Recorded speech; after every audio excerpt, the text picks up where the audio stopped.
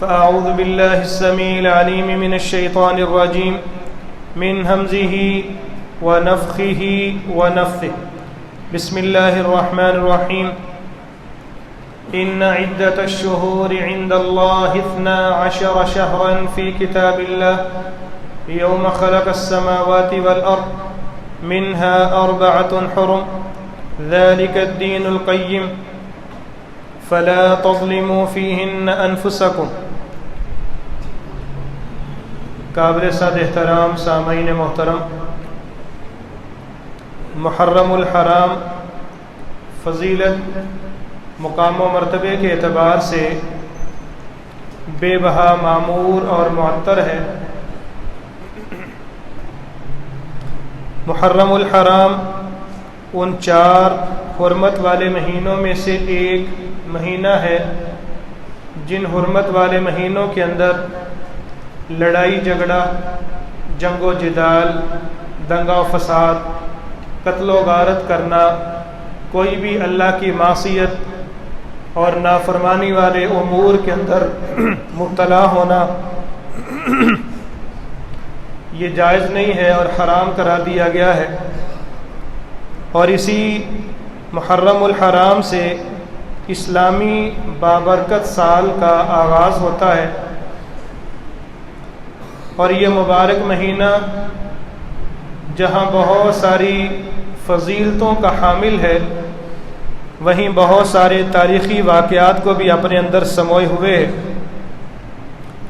یہ ایسا مبارک اور بابرکت مہینہ ہے کہ جہاں اس کو اللہ تعالیٰ نے اپنی مبارک کتاب قرآن مجید کے اندر جگہ دی،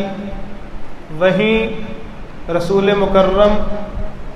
محمد کریم صلی اللہ علیہ وآلہ وسلم نے بھی اپنی زبان مبارک سے ماہ محرم کی اہمیت اور فضیلت کو بیان فرمایا ہے۔ ماہ محرم چونکہ شروع ہو چکا ہے تو اسی مناسبت سے ہم یہ سیکھنے کی کوشش کریں گے کہ ماہ محرم کی شرعی اعتبار سے اہمیت اور فضیلت کیا ہے، اور اس ماہ مبارک میں کرنے والے کام کون سے ہیں، اور کون سے ایسے امور ہیں جن کو ہمارے معاشرے کے اندر اتنے دھڑلے سے اور اتنی بے باکی سے کیا جاتا ہے، لیکن حقیقت میں ان امور کا دین اسلام کے ساتھ دور دور کا بھی کوئی تعلق نہیں ہے۔ ایسی بدعات اور خرافات کے بارے میں بھی مختصر انشاءاللہ جائزہ لیں گے۔ ماہ محرم کی فضیلت کے بارے میں قرآن مجید کی سورہ توبہ میں 36 نمبر آیت ہے۔ اللہ رب الرحمن فرماتے ہیں، ان عدت الشہور عند اللہ 12 شہرا فی کتاب اللہ۔ جب سے اللہ نے زمین اور آسمان کو تخلیق فرمایا ہے، تبھی سے زمین اور آسمان کی پیدائش سے لے کے آج کے دن تک اللہ کے ہاں ہر سال میں 12 مہینے رکھے گئے۔ ان 12 مہینوں میں منہا 4 حرم، 4 مہینوں کو انتہائی زیادہ اعلیٰ، انتہائی زیادہ قابل احترام اور حرمت والا قرار دیا گیا ہے۔ ان آیت مبارکہ سے معلوم ہی ہوتا ہے کہ اللہ کے نزدیک مہینوں کی تعداد 12 ہے، اور ان 12 مہینوں میں حرمت والے مہینے کتنے ہیں؟ 4 ہیں۔ اللہ کے نبی صلی اللہ علیہ وآلہ وسلم نے صحیح بخاری کی 3197 اور صحیح مسلم کی 4383 نمبر روایت کے اندر اس کی وضاحت یوں فرمائی ہے، الزمان قد استدار كهيئته يوم خلق الله السماوات والارض، کہ زمانہ اسی رفتار پر آ گیا ہے جس رفتار پر اور جس روٹین پر اللہ تعالیٰ نے زمین و آسمان کو تخلیق فرمایا تھا۔ السنۃ 12 شہرا، کہ اس میں ایک سال کے اندر 12 مہینے ہیں۔ اور ان 12 مہینوں میں 4 مہینوں کو انتہائی احترام اور حرمت حاصل ہے۔ فرمایا کہ ثلاث متوالیات، ان حرمت والے مہینوں میں سے 3 مہینے ایسے ہیں جو بالترتیب آتے ہیں، ذوالقعدہ، ذوالحجہ والمحرم۔ اسلامی کیلنڈر میں یہ تینوں مہینے بالترتیب آتے ہیں، اور چوتھا حرمت والا مہینہ ورجب، اور فرمایا کہ چوتھا مہینہ رجب ہے۔ ان 4 مہینوں کو حرمت حاصل ہے۔ شریعت اسلامیہ میں محرم الحرام کی اہمیت، اس کے مختلف پہلو ہیں۔ اس کا پہلا پہلو یہ سمجھا جا سکتا ہے کہ سورہ توبہ کی 36 نمبر آیت کے مطابق اللہ رب العزت نے محرم کے مہینے کو ان 4 حرمت والے مہینوں میں سے ایک مہینہ قرار دیا ہے، جن مہینوں کے اندر بالخصوص اللہ کی معصیت، نافرمانی، حتیٰ کہ اپنے جائز حقوق کے حصول کے لیے جنگ و جدال کرنا اور کسی بھی معاملے کے اندر قتل و غارت کا بازار گرم کرنا یہ منع قرار دیا گیا ہے۔ ویسے تو سارا سال ہی اللہ کی معصیت سے بچنا چاہیے، لیکن ان 4 مہینوں کو بالخصوص آپ نے حرمت والے قرار دیا ہے کہ ان کے اندر اللہ کی معصیت سے زیادہ بچنے کا اہتمام کرنا چاہیے۔ اس مقدس مہینے کی دوسری اہمیت اس بارے میں بھی ہے کہ یہ اسلامی کیلنڈر کا پہلا مہینہ ہے۔ محرم الحرام سے اسلامی سال کا آغاز ہوتا ہے۔ تیسری اس کی حرمت کی فضیلت اور اہمیت کی وجہ یہ ہے کہ روزوں کے اعتبار سے رمضان کے روزوں کے بعد سب سے زیادہ اہمیت، سب سے زیادہ فضیلت جس مہینے کے روزوں کو قرار دی گئی ہے وہ ماہ محرم کے روزے، اور پھر ان روزوں کے اندر یوم عاشوراء کا روزہ بھی آتا ہے، جس کی تفصیل آگے انشاءاللہ ہم بیان کریں گے۔ چوتھی اہمیت کہ بعض احادیث کے اندر اللہ کے نبی صلی اللہ علیہ وآلہ وسلم نے محرم کے مہینے کو شہر اللہ قرار دیا کہ یہ خاص اللہ کا مہینہ ہے۔ ویسے تو زمین و آسمان کا خالق و مالک اللہ ہے، دن رات کا نظام اس کے حکم سے چلتا ہے، تمام مہینوں اللہ کے ہیں، سارا نظام اس اللہ کا ہے، لیکن جیسے دنیا کے اندر ہر مسجد اللہ کا گھر ہے، لیکن مسجد حرام کے بارے میں فرمایا کہ یہ بیت اللہ، یہ خاص اللہ کا گھر ہے۔ تو جب اللہ نے مسجد حرام کو بیت اللہ کہہ کے اس کی نسبت اپنی طرف قرار دی، تو وہ بیت اللہ، مسجد حرام دنیا میں پائی جانے والی تمام مساجد میں ایک ممتاز مقام پا جاتی ہے۔ ایسے ہی مہینے سارے ہی اللہ کے ہیں، لیکن محرم کو جب اللہ کے رسول صلی اللہ علیہ وآلہ وسلم نے فرما دیا کہ شہر اللہ، یہ خاص اللہ کا مہینہ ہے، تو اس کی اہمیت، اس کی فضیلت بقیہ تمام مہینوں سے کچھ الگ، ممتاز اور جدا مقام پا جاتی ہے۔ اللہ ہمیں اس کی حرمت کو سمجھنے کی اور اس کے مطابق عمل پیرا ہونے کی توفیق عطا فرمائے۔ اب چونکہ ماہ محرم انتہائی قابل احترام ہے اور محترم مہینہ ہے، اس کے اندر ہم نے کرنا کیا ہے؟ کیا اس کو بھی بقیہ تمام دنوں کی طرح اور بقیہ تمام شب و روز کی طرح گزار دینا ہے؟ نہیں، اس میں کچھ خاص کام ہے جو میں نے اور آپ نے سر انجام دینے ہیں۔ تو یہ اسی وقت ہم سر انجام دے سکیں گے جب ہم انتہائی توجہ سے بات کو سمجھنے کی کوشش کریں گے۔ تو توجہ رہے گی انشاءاللہ کہ نیند بھی پوری ہوتی رہے گی۔ پہلا کام پیارے بھائیوں یہ ہے کہ ہم نے اپنے نئے سال کی پلاننگ کرنی، جیسے مختلف ادارے، مختلف کمپنیاں، مختلف انجمن جیسے ہی اپنے اختتام کی طرف جاتی ہیں، ان کا سیزن ختم ہوتا ہے، سال مکمل ہوتا ہے،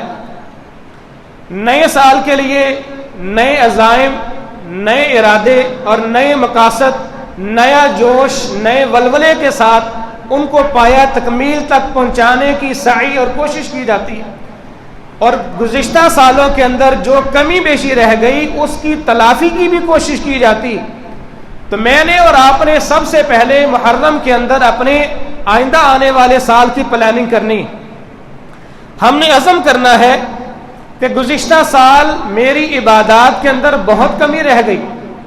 آئندہ سال میں نے کوشش یہ کرنی ہے کہ عبادات کو بہتر سے بہتر ترین کر کے دکھایا جائے.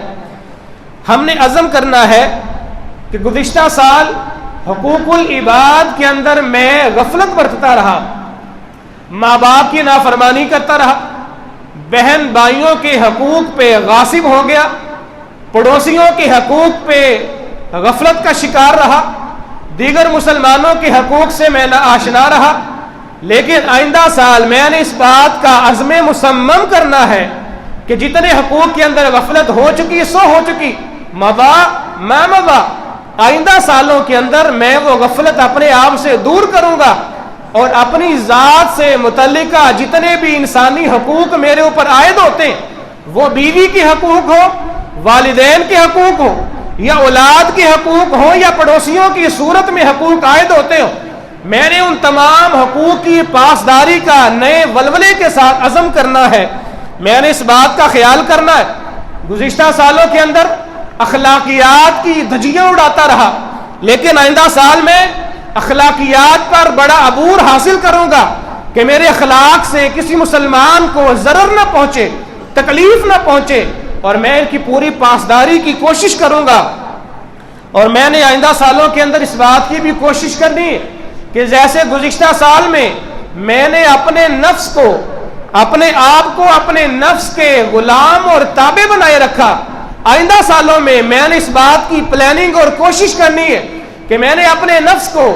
اپنا معبود نہیں بنانے دینا, بلکہ اپنے نفس کو اپنے خالق کا تابع دار بنانا ہے. تو پیارے بھائیوں, سب سے پہلا کام ہم نے اس بارے میں, اپنی عبادات کے بارے میں فکر مند ہونا ہے. الغرض ہمیں اپنے گزشتہ برس کا محاسبہ کر کے آئندہ سال کے بارے میں بہترین پلاننگ کی کوشش کرنی چاہیے. اللہ ہمیں توفیق عطا فرمائے. دوسرا کام جو کرنا ہے, حرمت والے مہینوں کی حرمت کا خاص خیال رکھنا ہے. جنگ و جدال, قتل و غارت, اللہ کی معصیت اور بغاوت اور نافرمانی سارا سال دن رات اور لمحہ بلمحہ حرام ہے,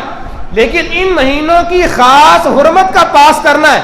اگر عام دنوں کے اندر گناہ کریں گے اس کا گناہ الگ درجے کا ہے. جب آپ کسی خاص موقع پہ کسی خاص جگہ پہ بیٹھ کے, مثال کے طور پہ ایک آدمی حرمت والے مہینوں میں کسی مسجد کے اندر پاک جگہ پہ بیٹھ کے گناہ کرتا ہے,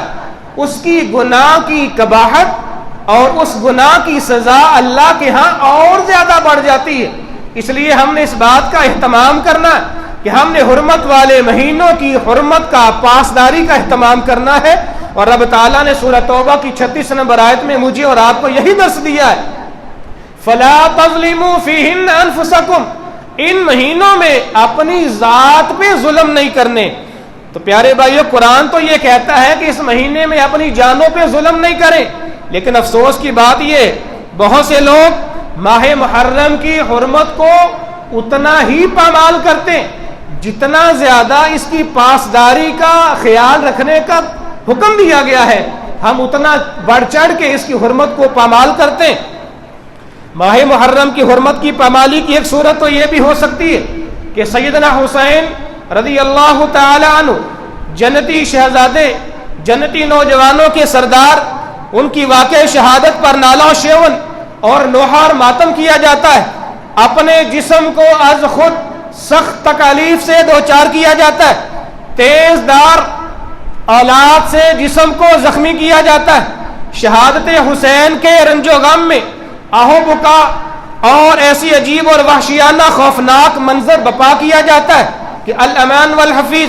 اس کا معنی یہ ہرگز نہیں ہے کہ آپ کو کسی کی وفات کا دکھ ہے تو آپ اس کو دکھ کو منا نہیں سکتے. دکھ کا اظہار ہو سکتا ہے, لیکن اس کے لیے باقاعدہ سے جزا فضا کرنا, نوح اور ماتم کرنا, گریہ زاری کرنا, سینہ چاک کر لینا, چہرے پہ تھپڑ مارنا اور زنجیر زنی کرنا, اسلام کسی صورت ان باتوں کی اجازت نہیں دیتا. اللہ کے نبی صلی اللہ علیہ وآلہ وسلم نے فرمایا صحیح بخاری میں 1297 نمبر روایت کے مطابق لیس منا من ضرب الخدود وشق الجیوب ودعا بدعوى الجاہلیہ، وہ آدمی جو پریشانی آنے پہ چہرے پہ تھپڑ مارتا ہے، مصیبت آنے پہ گریہ آزاری کرتا ہے، گریبان چاک کر لیتا ہے، یا مصیبت آنے پہ کسی لاڈلے اور پیارے کی موت پہ وفات پہ ایسے بول بولتا ہے جو جہالت پر مبنی بول اور نوحر ماتم کرتا ہے، بین کرتا ہے، فرمایا کہ ایسے لوگ میری امت میں سے نہیں ہیں، وہ مسلمان نہ سمجھے جائیں۔ ماہ محرم کی حرمت کی پامالی کی ایک صورت یہ بھی ہے کہ مسلمانوں کے مختلف گروہ آپس میں نہ صرف یہ کہ دست و گریبان ہوتے ہیں، بلکہ بس اوقات کسی چھوٹی سی شرارت کی وجہ سے آپس میں قتل و غارت کا بازار بھی گرم ہو جاتا ہے۔ کبھی آپ نے دیکھا ہے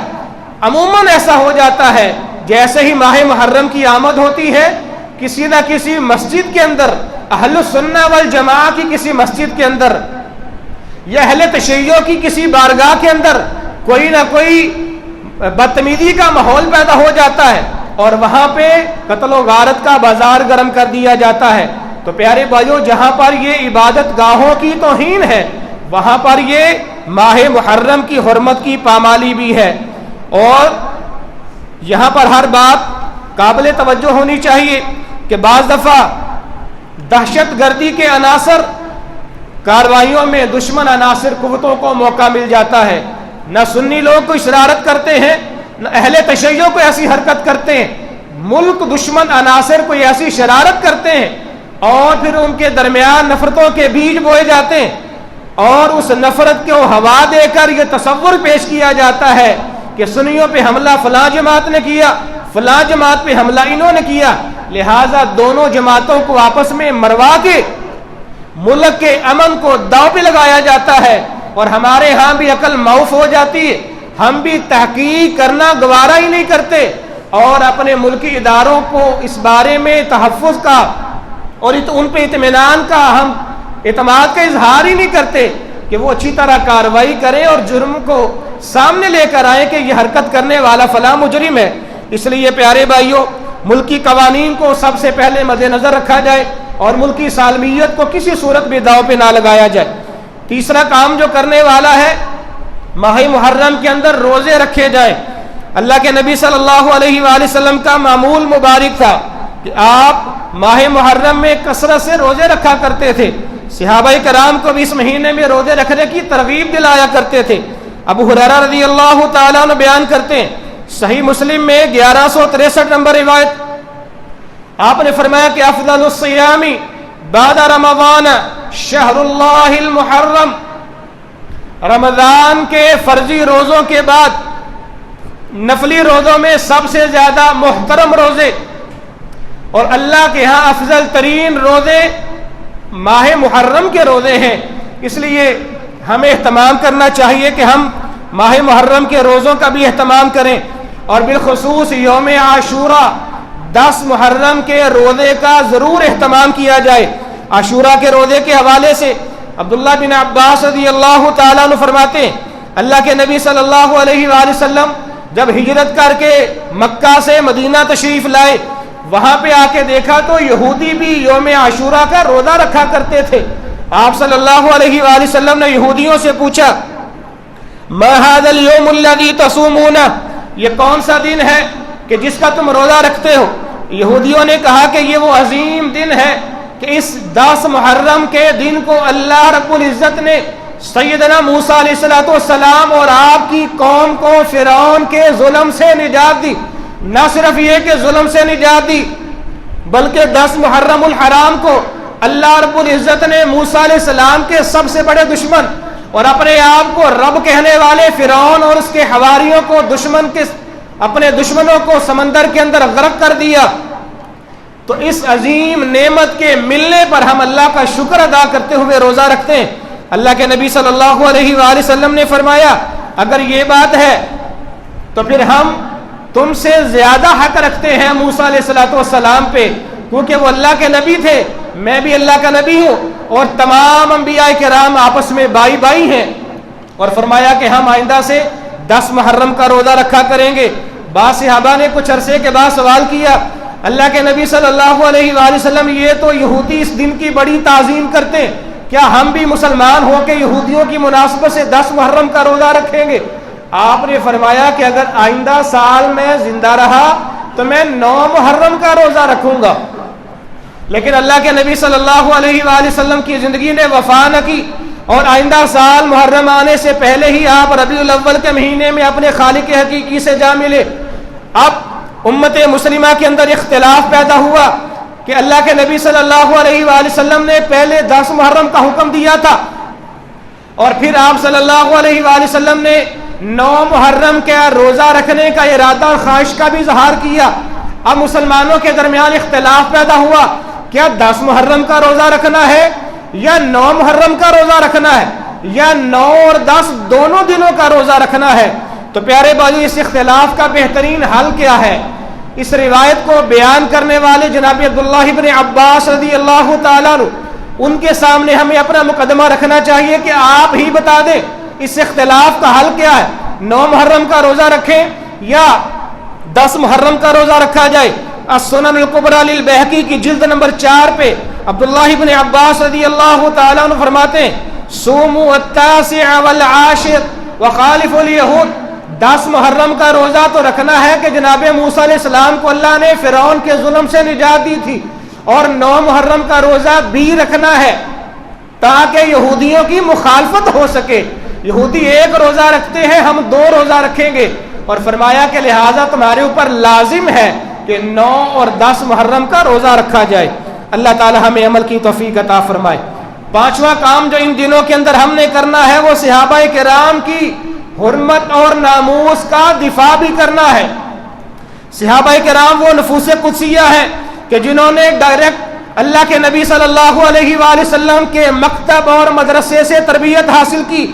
آپ صلی اللہ علیہ وآلہ وسلم کی صحبت میں، رفاقت میں، معیت میں رہے، دن رات آپ کے پیچھے نمازیں پڑھنے والے، آپ صلی اللہ علیہ وآلہ وسلم کی محبت میں آ کے گھر بار چھوڑ دیا، حتیٰ کہ بیوی بچوں کی قربانیاں بھی دے دی، مال تک لٹا دیے، حتیٰ کہ طرح طرح کے ظلم و ستم بھی اپنے اوپر برداشت کرتے رہے، اور اپنے جسمانی طاقت کے مطابق ہر طرح کی قربانی دینے سے کوئی دریغ اور گریز نہ برتا، مگر جیسے ہی ماہ محرم کا آغاز ہوتا ہے، کئی لوگ بظاہر دین کا لبادہ اوڑھ کر، دینی مذہبی پیشوا بن کر عوام الناس کے سامنے آتے ہیں، لیکن ایسے خبیث النسل لوگ ہیں کہ انہیں پاک باد ہستیوں کے بارے میں تبرہ کرتے ہیں، زبان تان کو دراز کرتے ہیں، عوام الناس کے ذہنوں کے اندر زہر انڈیلنے کی کوشش کرتے ہیں، اور یہی پہ ان کا خبث باطن کی بس نہیں ہوتی۔ صحابہ کرام رضوان اللہ تعالی علیہم اجمعین جیسی پاک باز نفوس قدسیہ پر گالیاں تک دینے سے بھی گریز نہیں کرتے۔ اس لیے ہماری اولین ذمہ داری یہ بنتی ہے کہ ہم ملکی قوانین کی سالمیت کو مد نظر رکھتے ہوئے اور ملک کے اندر کسی قسم کے انتشار کو ہوا نہ دیتے ہوئے، جو آدمی جس بھی طریقے سے صحابہ کی حرمت اور ناموس کا دفاع کر سکتا ہے، جو لکھ سکتا ہے وہ اپنے قلم کے ذریعے، جو لیکچرار اور پروفیسر ہے وہ اپنے اسٹوڈنٹ کے سامنے، اور جو بیان کر سکتا ہے وہ اپنی گفتگو اور تقریر اور درس کے ذریعے صحابہ کرام کی حرمت کی ناموس اور ان کی اہمیت اور فضیلت کو لوگوں کے سامنے بیان کیا جائے۔ اس کی دلیل رب تعالیٰ نے خود صحابہ کرام کی ناموس کا قرآن میں دفاع کیا ہے۔ پہلے پارے میں سورہ بقرہ کی 13 نمبر آیت ہے، فرمایا کہ وَإِذَا قِيلَ لَهُمْ آمِنُوا كَمَا آمَنَ النَّاسِ، جب ان منافقوں سے کہا جاتا ہے کہ تم بھی خالص ایمان لے آؤ جیسے صحابہ ایمان لے کر آئے، تو یہ بکواس کرتے ہیں، انؤمن کما آمن السفہاء، کیا ہم بھی ویسے ایمان لے آئے جیسے یہ بے وقوف ایمان لائے؟ معاذ اللہ، صحابہ کو منافقوں نے بے وقوف کہا، رب تعالیٰ کی غیرت نے گوارا نہ کیا کہ میرے محمد صلی اللہ علیہ وآلہ وسلم کے وزیر اور مشیر ہوں، میرے محمد صلی اللہ علیہ وآلہ وسلم کے لمحہ بلمحہ ساتھی ہوں، اور ان کے بارے میں کوئی زبان تان کو دراز کرے۔ فرمایا کہ الا انہم هم السفہاء، صحابہ کو بے وقوف کہنے والوں، تم بے وقوف ہو، تمہاری نسلیں بے وقوف ہیں، ولکن لا یعلمون، حقیقت یہ ہے کہ تم اپنے اصل حقیقی بے وقوفی اور مقام سے واقف نہیں ہو۔ اللہ کے نبی صلی اللہ علیہ وآلہ وسلم نے بھی اپنے صحابہ کا دفاع کرتے ہوئے فرمایا من سب اصحابی، جس بدبخت نے میرے صحابی کو گالی دی، فعلیہ لعنت اللہ والملائکہ والناس اجمعین، فرمایا کہ اس بدبخت آدمی پہ، لعین آدمی پہ اللہ کی لعنت ہو، فرشتوں کی لعنت ہو، مجھ محمد صلی اللہ علیہ وآلہ وسلم کی لعنت ہو، حتیٰ کہ ساری انسانیت کی لعنت پڑتی رہے اور یہ اللہ کی رحمت سے دودکار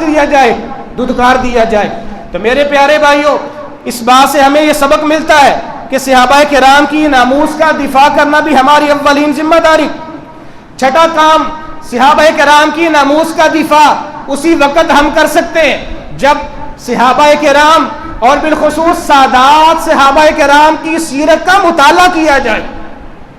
اپنے گھر کے اندر کتابیں لا کے دیں، بیوی کو کہیں کہ خود پڑھے، بچوں کو صحابہ کی سیرت کا مطالعہ کروائے، یا اگر اتنا ٹائم نہیں ہے تو خود گھر میں بیٹھیں، ہفتے میں 2 دفعہ 3 دفعہ کوئی بھی ایسی سیرت، ایسی کتاب جو صحابہ کی سیرت میں مبنی ہے، بچوں کے سامنے صحابی کا مقام واضح کریں، صحابی کہتے کس کو ہیں بچوں کو بتایا جائے، اور صحابہ کے مقام اور رفعت اور ان کی سیرت، ان کا زہد اور ان کا تقوی اور صحابہ کرام کی بے منظیر اور بے مثال قربانیوں کا تذکرہ کیا جائے، تاکہ ہمارے بچے بھی آنے والے فتنوں کا ڈٹ کے مقابلہ کر سکیں اور کسی قسم کے فتنے کا شکار نہ ہو۔ رب تعالیٰ سے دعا ہے کہ خالق و مالک ہمیں صحابہ کرام کی ناموس کی چوکھٹ کی پہرے داری کی توفیق عطا فرمائے۔ وآخر دعوانا ان الحمد للہ رب العالمین۔ ان الحمد للہ نحمده ونستعینه ونستغفره ونؤمن به ونتوکل علیہ ونعوذ باللہ من شرور انفسنا ومن سیئات اعمالنا، من يهده الله فلا مضل له ومن يضلل فلا هادي له، ونشهد ان لا اله الا الله وحده لا شريك له، ونشهد ان محمدا عبده ورسوله۔ اللهم صل على محمد وعلى آل محمد كما صليت على إبراهيم وعلى آل إبراهيم إنك حميد مجيد۔ اللهم بارك على محمد وعلى آل محمد كما باركت على إبراهيم وعلى آل إبراهيم إنك حميد مجيد۔ ساتواں کام جو ان دنوں کے اندر میں نے اور آپ نے اور ہر مسلمان کو کرنے کی تلقین کرنی، اور وہ یہ ہے کہ فضول اور بدعات اور خرافات والی مجالس سے مکمل اجتناب کریں اور ان کا سوشل اور ہر محاذ پہ بائیکاٹ بھی کریں، کیونکہ ان دنوں کے اندر بہت ساری مجالس اور محافل کا اہتمام کیا جاتا ہے جن کے اندر فضول، بیہودہ گوئی، جھوٹ پہ مبنی واقعات اور قصے کہانیاں سنا کے عوام الناس کو گمراہ کرنے کی کوشش کی جاتی ہے، اور بعض مجالس اور بعض محافل کا سبب اور مقصد یہ ہوتا ہے کہ صحابہ کرام کی پاک بعد ہستیوں پہ تبرہ کیا جائے اور صحابہ کرام کی ناموس کو اچھالا جائے۔ اس لیے ایسی تمام مجالس کا بائیکاٹ کرنا بھی میری اور آپ کی ذمہ داری ہے۔ قرآن مجید میں رب تعالیٰ فرماتے ہیں، سورۃ النساء کی 140 نمبر آیت ہے، وَقَدْ نَزَّلَ عَلَيْكُمْ فِي الْكِتَابِ أَنْ إِذَا سَمِعْتُمْ آيَاتِ اللَّهِ، اگر تم سن لو کہ کسی مجلس میں اللہ کی آیات کا مذاق اڑایا جا رہا ہے، اللہ کی آیات کے ساتھ ٹھٹھا کیا جا رہا ہے، ان کا کفر کیا جا رہا ہے، فَلَا تَقْعُدُوا مَعَهُمْ، فرمایا کہ ایسے لوگوں کے ساتھ کسی صورت نہ بیٹھو، ایسی مجلس کے اندر شریک نہ ہو، حَتَّى يَخُوضُوا فِي حَدِيثٍ غَيْرِهِ، ہاں اگر وہ اپنی بات کا موضوع بدل دیتے ہیں، کوئی اور بات کرتے ہیں جو اسلام سے تعلق نہیں رکھتی، بیٹھنا چاہیں بیٹھ سکتے ہیں، اگر تم نے ان کے گند کے ساتھ ان کے اسی بےہودگی کے اندر بیٹھنا گوارا کر لیا، انکم اذا مثلہم، تو پھر ان بدبختوں کے ساتھ تمہارا شمار بھی اللہ کی نظر میں ویسا ہی سمجھا جائے گا۔ ان اللہ جامع المنافقین والکافرین فی جہنم جمیعا، اللہ کی آیات کا کفر کرنے والے کافروں اور ان کے ساتھ ہم نوالا ہم پیالہ اور ایک پیالہ شربت پہ اپنا ایمان داؤ پہ لگانے والے منافقوں کو بھی اللہ تعالیٰ ان کافروں کے ساتھ جہنم کے اندر جمع فرما دے گا۔ اس لیے پیارے بھائیو، ان تمام گند سے بچنا چاہیے، بدعات اور رسومات سے اپنے آپ کو بچانا چاہیے۔ جیسے ہی محرم کا چاند نظر آتا ہے، بالخصوص 10 محرم الحرام، ایک بات یاد رکھیں، ہمارے ہاں 10 محرم الحرام کا پس منظر یہ سمجھ لیا گیا ہے کہ شاید اس کی خاص اہمیت کی وجہ یہ ہے کہ اس میں نواسہ رسول، جگر گوشہ بطول اور جنتی شہزادوں کے سردار جناب حسن حسین رضی اللہ تعالیٰ کی شہادت کی وجہ ہے۔ واللہ باللہ ایسا نہیں ہے۔ 10 محرم الحرام کی اہمیت اور فضیلت اللہ کے نبی صلی اللہ علیہ وآلہ وسلم کے زمانے سے پہلے سے سالم ہے۔ کئی ایک صحابہ کرام اور کئی انبیاء کی تاریخ کے اندر بھی 10 محرم کی اہمیت اور فضیلت موجود ہے۔ جیسا کہ ایک روایت پہلے بیان کر چکے کہ موسیٰ علیہ السلام کی قوم سے لے کر ان کے اندر روزہ رکھنے کا رواج تھا۔ اللہ کے نبی صلی اللہ علیہ وآلہ وسلم نے بھی اس کی اہمیت اور تاکید بیان فرما دی۔ جناب حسین رضی اللہ تعالیٰ عنہ کی شہادت کا واقعہ، اللہ کے نبی صلی اللہ علیہ وآلہ وسلم کی وفات حسرت کے بعد تقریباً نصف صدی کے بعد 50 سال کے بعد یہ واقعہ رونما ہو رہا ہے۔ اس واقعے کا 10 محرم کی اہمیت اور فضیلت کے ساتھ کوئی تعلق نہیں ہے، لیکن ہمارے ہاں جھوٹ اتنا دھڑلے سے بولا جاتا ہے کہ ہمارے سنی نوجوان اور سنی مسلمان بھی ان کے بہکاوے میں آ کے اصل حقائق سے پس پردہ ڈال دیتے ہیں۔ تو محرم کے اندر سیاہ کپڑے زیبتن کرنا،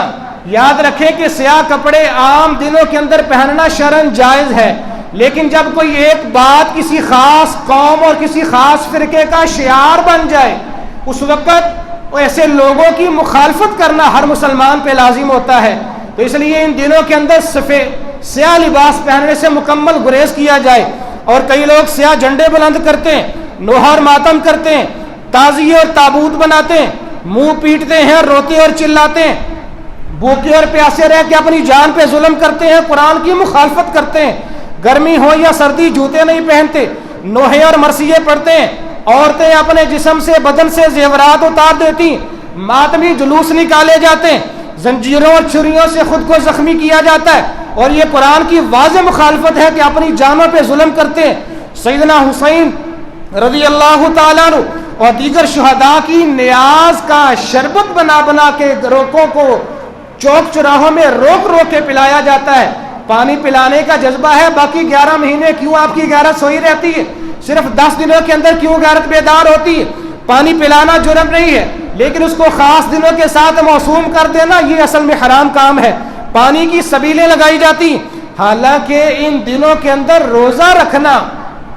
نبی مکرم صلی اللہ علیہ وآلہ وسلم کی سنت مبارکہ ہے، اور ہم سنت کے بالکل خلاف سبیلیں لگاتے ہیں، شربت بانٹتے ہیں، حلیم اور دلیم کی دیگیں پکا پکا کے بریانی بانٹتے ہیں، اور سارے کام سنت کے خلاف کرتے ہوئے اپنے تئیں خوش ہوتے ہیں کہ ہم نے نواسہ رسول کی شہادت اور محبت کا حق ادا کر دیا۔ تو جس آدمی نے اہل بیت کی تعلیمات پہ عمل نہ کیا، تو وہ آدمی کیسے اس بات کا دم بھرتا ہے کہ میں ان کی سیرت پہ چلنے والا ہوں اور میں ان کی تعلیمات پہ عمل کرنے والا ہوں؟ کیونکہ محبت کا پہلا